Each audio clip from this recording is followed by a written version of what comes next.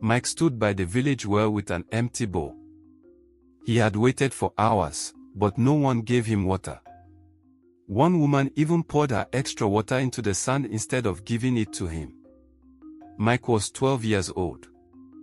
He had no parents. His father died in a farm accident. His mother died a few years later from sickness. Since then, Mike lived alone in a small broken hut on the edge of the village. He had no money. No one to care for him. Some days, he ate nothing. On good days, he found leftover food behind people's houses. He was quiet, respectful, and always ready to help. He swept the village square, fetched firewood, and helped old people carry loads. But people hardly noticed him. Many called him the dirty orphan. Most villagers saw Mike as a burden. When he came near their homes, they told him to go away. Children teased him. Some adults said he brought bad luck. Only Mama Nene, the old herbalist, sometimes gave him a small piece of yam or some herbs for his cough. But even she didn't talk much to him. Still, Mike didn't complain.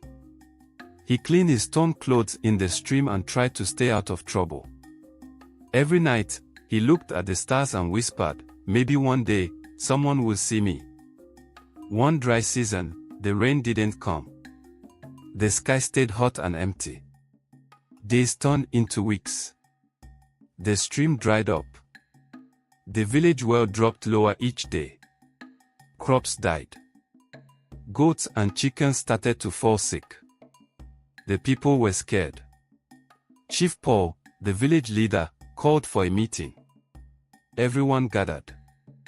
The chief said, "We must save water. No waste.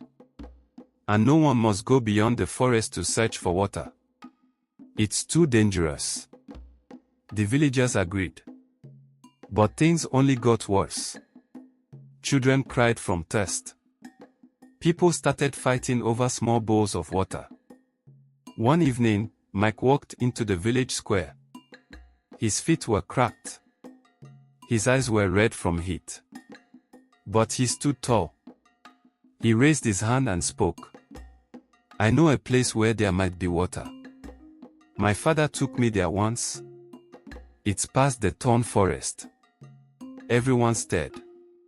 Some laughed. Some frowned. "Who asked you to speak, orphan?" one man said. "What do you know about anything?" said another. Mike's lips trembled, but he didn't stop. "Please. Let me try. If there's no water, I will not return." The chief stood up. "You will not risk your life for foolish talk." Mike nodded. "Then let me go alone." Silence followed. Then Mama Nene stepped forward. She looked at the boy, then at the crowd. "I will go with him." The chief tried to stop her, but she waved him off. "I lost my son to sickness. If this boy has a chance to help, I won't stop him." They packed a calabash of water and left before sunrise. The forest was dry and sharp. Thorns tore their clothes. Sun burned their skin. They walked all day. Mike remembered his father's words. "Look for the big rock that looks like a drum. Water is not far from there."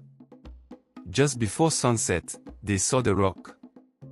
Behind it, hidden in tall grass, was a small pool of clear water, still and clean. Mike dropped to his knees. He cried. Mama Nene filled their containers. They drank slowly. When they returned, the village was quiet. People had almost given up. But when they saw water, real water, in Mama Nene's calabash, they ran forward. Mike showed them the way. The villagers followed. They brought back more water. They dug around the pool and made a new well there. The village slowly came back to life. From that day, things changed. People brought food to Mike. Some gave him clothes. The chief offered him a place near the center of the village. Mama Nene took him in as her own. No one called him dirty orphan again. Now, when people speak of the year of the drought, they don't just talk about the dry land. They talk about the boy who spoke when no one would listen, and the woman who listened when no one else cared. Sometimes, the one with nothing is the one who saves everyone.